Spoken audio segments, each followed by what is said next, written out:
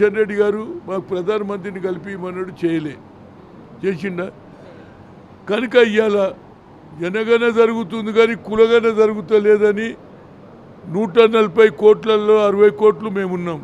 ఎందుకంటే నితీష్ కుమార్ బీహార్లో కులగణ జరిగితే 62% వచ్చింది. ఈడ మా ముఖ్యమంత్రి 56% అని చెప్పాడు. కనుక కులగణ అనేది యాడ్ చేసేస్తే న్యాయం జరుగుతుంది. లేకుంటే 100 సంవత్సరాలైనా మా పిల్లలు మా కార్యకర్తలది కానీ మా తమ్ముళ్ళది కానీ మా చెల్లెల భవిష్యత్తే ఖతమవుతుంది.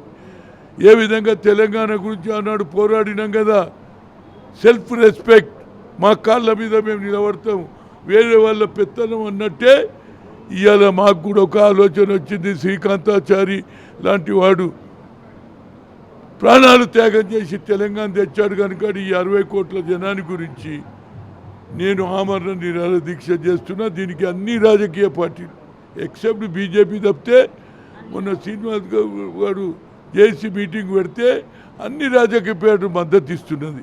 కనుక ఇది ఇక్కడనే కాదు, యావత్ భారతదేశంలో దీన్ని ప్రచారం చేస్తాం. మేము లెటర్ రాసినాం, 10 అంశాలు రాసినాం. నేను కూడా 2 సార్లు లెటర్ రాసిన. ఆయన జవాబు చెప్తే తప్పనిసరిగా కులంగానే జరిగితే మేము తప్పనిసరిగా న్యాయం చేయడానికి ప్రయత్నం చేస్తాం.